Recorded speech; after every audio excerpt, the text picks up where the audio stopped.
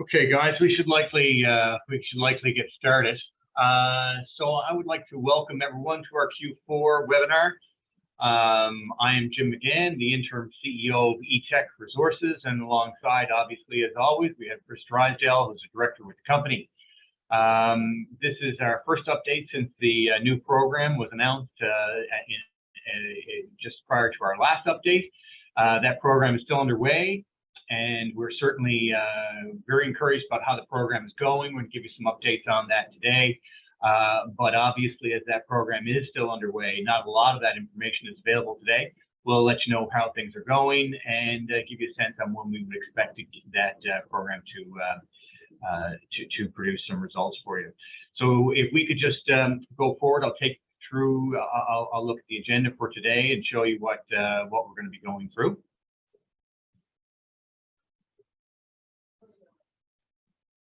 Obviously, our disclaimer, which is always there, is something that we shall take note of. So we're gonna just have a quick review of where we are with our timeline, and so you can see the process of exactly how it is that we're moving forward. Essentially, as you know, when the project was acquired, it was basically based on some scout drilling that had been done.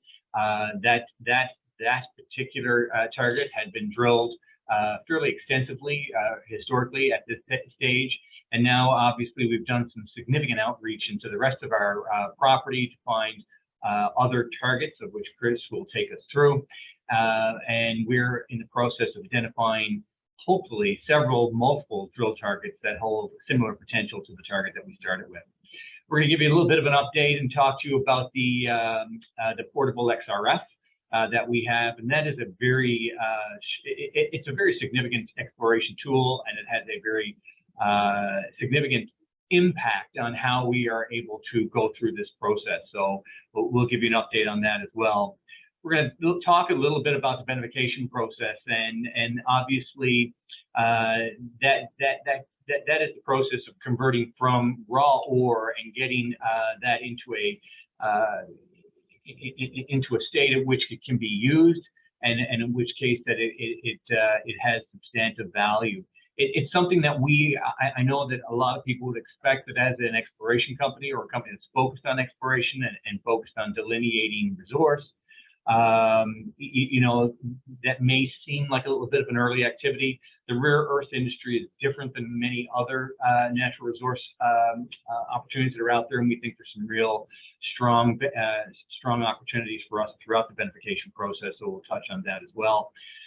Coverage was the second coverage, or the first coverage actually, sorry, was started for eTech this past quarter, which was put out by Numis Financial, so we'll discuss that as well. Give you a quick update on where we are from a financial perspective, and we'll obviously take questions. Obviously, you can have questions in the chat below, and we will get to them throughout the presentation and at the end as well. So moving to the next slide. Sorry. So here's our project to date, Chris. Obviously, if I could turn this over to you, and we'll be focused on the right side of your screen in 2023 and the campaign that we're on and the target identification process that we're going through. So, Chris.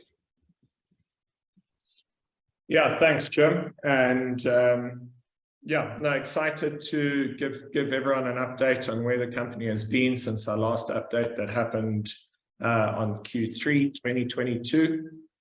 As you can see, at the end of Q4 last year, we announced that we had started quite a wide exploration program, and we had identified 4 geological characteristics that we were targeting, and these characteristics were similar characteristics that we had seen in our already delineated resource of 310,000 tons at 4% TREO. Since then, on the 21st of November, we started our phase 4 drilling campaign, of which we're about halfway through at the moment. We've completed about 1,300 meters of that program, and that's testing the 17 targets that we announced in Q4 of last year. We've also started a XRF sampling campaign to go right through the historical RC sampling from everything that was drilled in 2016 right until the beginning of 2022. And we're going to be speaking more about that in our update further along. So just as a reminder, we've put this slide in to show how the company's been systematically growing and systematically exploring our footprint for the Eureka deposit and the Eureka project. We started in early 2022, identifying several prospective areas that shared similar characteristics to those of our known deposit, which is currently known as Zone 1 and 2-4. Since then, we delineated 17 targets, which are on the right-hand side of the screen, lassoed. Over there, we have radiometric anomalies, as well as geophysical anomalies that are presenting similarly. We've got ongoing widespread geological mapping with continued infilled ground truthing and sampling over potential areas of interest. And now we've started drilling these targets, and we're halfway through that program. And this program is expected to be result driven and based on drilling results and additional exploration results, which is continually running in the background and led by our XRF process. And we extremely encouraged with the first 1,300 meters of drilling that we've put into some of these targets, and we're definitely seeing what we wanted to see, from these holes. They are exploration holes and they're testing holes, and for first-time testing holes to have that success rate is quite successful. So we expect to start releasing that news over the next couple of weeks as assay results start coming in from this testing. Put together a small montage of pictures to demonstrate the work that's been going in and happening in and around site, with a strong emphasis on exploration success, but also environmental and social and governance standards that we keep ourselves to. We started the year off with an internal discussion, plan for work and work the plan, and a strong emphasis on that was making sure that we are result driven, but also led by the best practices geologically, environmentally, and socially.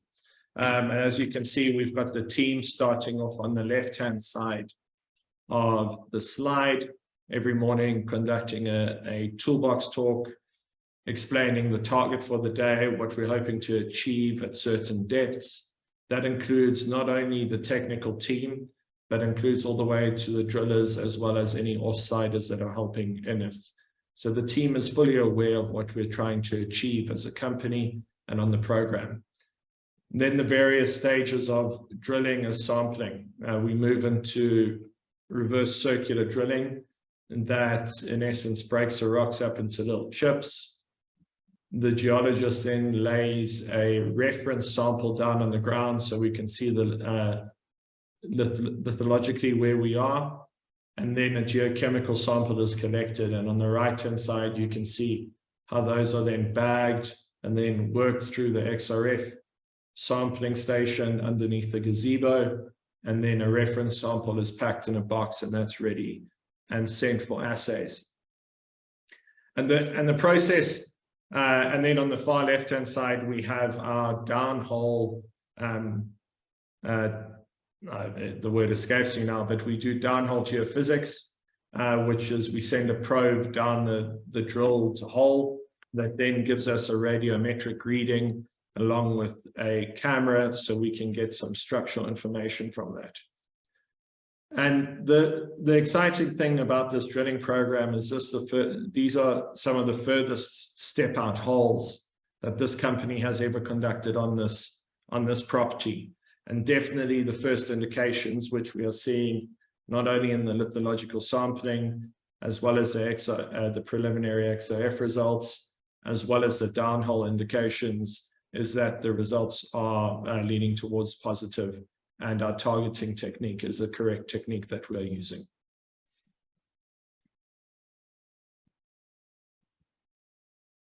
Just a little background about the strength and the opportunity that's been given to us with the XRF.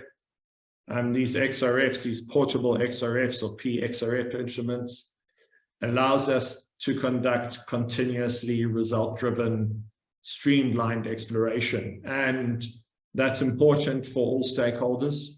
It allows money to be directed in the correct direction, which is more drilling. More drilling leads to discoveries, but as well as for us to not miss any opportunities.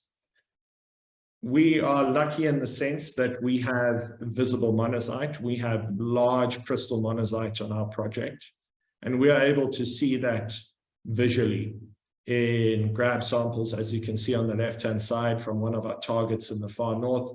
We have picked up visual monazite in grab samples in and around, pending assay results. And these are selective grab samples. What that does show is that we do have the ability to select visually samples that we want to sample. From RC drilling, reverse circular drilling, you're crushing up the rock mechanically and you're getting small chips up. And sometimes there are areas that potentially are missed because the visual indications aren't there. And also geologists tend to naturally be drawn to something that visually catches your eyes. The XRF, however, allows us to continually be sampling and getting full information straight away to direct that we're A, correctly sampling, but also B, directing finances and exploration efforts towards the correct areas. So we've highlighted three main advantages that the XRF has given us. The first one, obviously, is for our in-field ground truthing and guiding our ongoing exploration campaign. It allows us to quickly assess targets that we've identified, allows us to correctly position the XRF based on soil sampling and other sampling techniques, trenching and pitting. And that allows us to move on to the next stage, exploration drilling with the RC machine. The XRF allows us to collect a continual elemental composition database down the hole. So every meter that we drill, we have an understanding of where we're in, the geochemical makeup of that lithology, as well as if it carries any mineralization. And this is extremely important for exploration. The reality is more data leads to a better understanding, leads to a higher discovery potential. And since 2020, when we started our exploration efforts as a group on this project, we have built a significant exploration database. And from a geological understanding, we have a lot firmer understanding of what we're targeting and why we're targeting it. Our pure XRF also allows us to go back historically as we learn more and understand more about our geological controls as well as our deposit. It allows us to go back and rework historical samples that previously wouldn't have been seen as viable to be sent as wet assays. Wet assays for rare earths are very costly. We have to be selective on that to preserve exploration spend, but also the turnaround time previously due to COVID-related issues were costly in the fact that geologists were acting blind in the field. This machine negates all of that, gives us preliminary information that allows us to act on a continual basis and allows us to explore at a fraction of the cost because we're not exploring blind and we are only exploring on viable information that we have on that. And Chris, if I could just add a little bit, I think that we would consider the XRF, we've mentioned this before, it's a bit of a game changer for us because realistically, as Chris said, you know, when you're out in the field looking at outcrop or you're looking at structure, you're out there a little bit just sort of blind and looking at what you can see. This gives us immediate feedback at a fairly low cost. Assay delay is a substantial issue in exploration today, as I think we're all aware of some of the pressures that assay delay has put on the exploration industry. And while it's not conclusive, it gives us great feedback very quickly and at a low cost, and allows us to continually hone that program. Exactly, and we also are, as you can see on, and I'll go back, as you can see, we are in an arid area, not a lot of outcrop presenting itself. So we are being led by geochemical signatures. And the cost of submitting geochemical samples for a widespread sampling program that then potentially leads into a drilling program might lead to a bias that is formed. We now have the ability to sample without concern on a cost basis. It is just led technically, and that was one of the successful components that happened in November last year in identifying, the first 17 targets that have definitely led to this drilling that we're doing now. And this increase in footprint, and I'll go back one more. On the right-hand side, I'll get my pointer up here.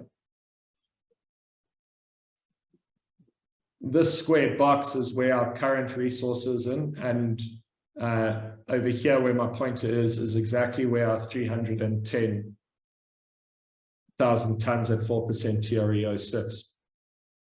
The significance of what we've been able to do in 4 months is we've increased our footprint by just below 80% in exploration, but we've also been able to identify areas that are presenting to carry similar mineralization and endowment capabilities. Mines are mines, and we're looking to create long-term potential here with long-term tonnage, with still maintaining our golden factor, which is our processability and our winnable product. And that moves me on to the next point. Rare earths are, contrary to their name, they're actually not rare, and they crustal abundance. They're abundantly available in our crustal abundance. And there's a lot of potential deposits out there. However, to win a sustainable winnable material, that becomes the problem. So rare earth deposits that are economically viable is the question, and that makes them rare in that. And we've spoken about this in previous updates. We looked at a few key considerations to consider before we went into picking up projects. And one of them was the 2 stages of the metallurgy. Can we win a product, a high quality product that is amenable to be sent to various potential off-takers at that point? And if we answered that, then the second question was, what was the cost of that product, of winning that product, environmentally as also processability in terms of what CapEx would be required to win that? Then we looked at, if we are able to win those products, what radionuclides would be contained in those products? Because we're looking at monazite, majority of monazite deposits have got a high thorium content with them, and majority of them are actually heavy mineral sands deposits. And due to norm standards and shipping standards that they are in, if we were dealing with a product that had a high radionuclide content in it, it would severely undercut the people that we would be able to sell any of our product to. Secondly, if we weren't able to split or crack those products, and I am speaking in layman's language here, into separated minerals or metals at that stage, those products would never be of any viable source to anyone, because ultimately manufacturers of neodymium magnets need a metal. They don't need the ore, they need a metal. The people in between that need to be able to separate your individual metals out of your hosting mineral, which is, in our case, monazite, in order to produce the metal that the manufacturers require. And Eureka is unique in that point. Because of our large-scale monazite, we can use simple, off-the-shelf gravity separation that allows us to produce a mixed rare earth concentrate that would be of 60% TREO, which is almost to imperial value and is the highest basket value at the moment. If we look at the prices that various groups are using, they're sitting in somewhere in between 8,000 to 9,000 at the moment, what various off-takers are paying for mixed TREO concentrate. That's US dollars. 8,000 to 9,000 US dollars. The second thing, which is extremely nice, is we are able to, because of our low radionuclide content, we're amenable to shipping the product with a low radioactive level. We're below what would require any special shipping or concentration level. And compared to other competitors at the moment, majority of the people that we are in discussions with can produce a metal from this. So we not only have a product that's easy to win, we have a product that's very, very attractive to multiple parties.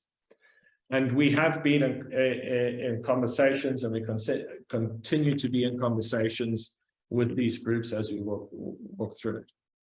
And here's a simple illustration to why large-scale monazite is an effective or a very attractive deposit. And it has to deal with grabbing sweets out of a tin. If you have small, complex assemblaged grains of weathered carbonatite, it has a complex processing requirement. And that complex processing requirement is basically breaking out monazite, which holds the value, from everything else that is with it. Our unweathered carbonatite, as we have at Eureka, can use a very simple, high recovery processing technology. And that leads to a lower cost in our flow sheet to get into production. Yes, right now we're only talking pilot production. We are busy working with various groups into understanding how to work all the way through this to produce a product in the short term. But we are also comparing ourselves to other projects within that space. Size is not king. Grade and recoverability and processability and final product is the king. And definitely, for the next couple of years, we as a company do see that the volatility in supply in the rare earth market is going to continue to lead to a supply increased demand, which will definitely lead to price. There is money flowing towards R&D, and as well as understanding the processability of recycled stuff. But in the short term, there is quite clear that there's a shortfall in future demands. And if you're able to produce a product quickly that can be sold to multiple people and that is attractive without any of the issues, that is going to be of attraction in the short term. Just to explain a bit of the value chain of the rare earths, and just to add where we as the company see some value. Right now, we've done studies and we're busy working through putting in exactly what I've just demonstrated to you, a simple gravity concentration and beneficiation plant that would produce a mixed rare earth concentrate with about a 60% TREO value. we would have the ability to send that and sell that to multiple off-takers. There's also an ability to potentially move to the next step, which is, we've got it here as cracking, but it would be the next step of potentially looking at a separation through various solvents to get to a higher neodymium praseodymium oxide, which is the next step up of the value chain, which obviously attracts a lot higher prices. That is where the company currently is busy working with various parties and groups and engaged with various contractors and understanding what makes the best sense economically for the company and how do we want to move this forward.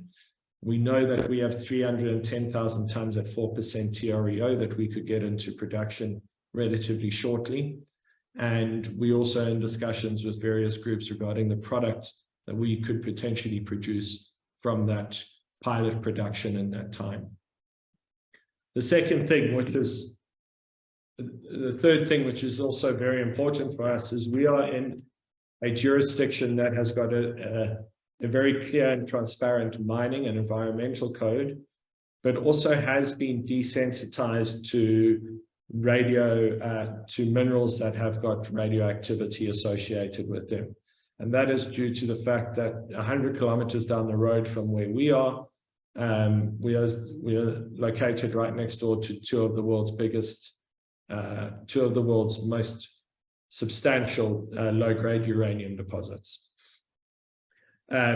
We are in discussions with various stakeholders, right through from local to federal government, on how these processes can be put in place. And we're also in discussions with various other stakeholders and governments worldwide to understand how this will get into production to start fitting some of that supply gap. I've got a question here: how much would it cost to put a pilot plant into production? Right now, the studies are ongoing. We've started the studies a couple months ago, simultaneously while we're also doing exploration. And also simultaneously trying to understand the product that would be most beneficial to our stakeholders and our shareholders. If we understand the pricing and understand where we're going to fit in on this value chain, as I'm presenting to you, the cost would obviously change as we upgrade the product that we're going to be producing at the end of it. So that's the exciting part of where we're doing. We're definitely an exploration company exploring for more tonnage, at the same time looking at the short-term ability that we have in our back pocket to get a pilot producing project going and produce a product that would be amenable and attractive to multiple off-takers. This is our NUMIS coverage report that we got completed. That has a coverage for everything that we had completed up to the end of Q4 last year. And these outline some of the key advantages that I've outlined in this. And this update, as I've pointed out to you, we started in November last year with exploration, as well as trying to understand the optionality of going into pilot production on our small resource. What this report does is it outlines very succinctly and very easily the key advantages, risks, and opportunities that ETEC and the Eureka project have. And we're busy going through those processes, and we're quite far down the line, and we expect a lot of news flow to start coming out from these results to start lining up as we progress further down there. Anyone who, you can obviously scan the QR code on the screen right now if you'd like to get a copy. If you don't have a copy, you can also get it obviously around the NUMIS Financial website. But certainly we would encourage everyone to have a look at this. It's a very solid background on the industry, where the opportunities are, and I think it'll, as Chris indicated, it sort of provides a lot of the rationale as to the approaches that we've taken and the programs that we're currently underway at ETEC. Jim, I've got a question here. How long do we expect the drill campaign to last? Yep. We expect it definitely to continue for the remainder of the 3,000 meters. Operationally, we're busy doing we're waiting for the drillers to arrive, as well as internally conducting some trenching on some of our targets. We expect for those drillers to start turning towards end of next month. And then our drillers, Hammerstein, are unbelievable. They've been fantastic with us, and definitely some of the best RC drillers that we've worked with on the continent. They will then smash through those, and we'll have results coming out during the course of Q1 and Q2 this year. Sorry. Just in terms of the, go ahead, Chris. Yeah, just in terms of how we expect this exploration program to work, and where we expect next steps. As indicated, we're roughly around halfway through the project to identify additional targets out of the 17 potential targets that have been identified. We are expecting some, or at least the beginning of our results to start to flow in the next couple of weeks, and we expect it will be almost a bit of an ongoing announcements for quite a bit of time as we catch up with the results from the program that we're currently completing. So while there hasn't been a lot of information since the program was announced, we are expecting that to start in the fairly near future, and likely will continue for several weeks beyond that. Our normal update in terms of our outstanding and fully diluted shares, as well as just to get a sense where we are with the market cap. The cash is indicated there as of September, as we typically do with these. Our last published financials is what we quote in our quarterly updates. And obviously, we see ourselves in a position where we hopefully will be providing really good updates on that expansion program, which will be potentially creating even more positive news around the company through this period.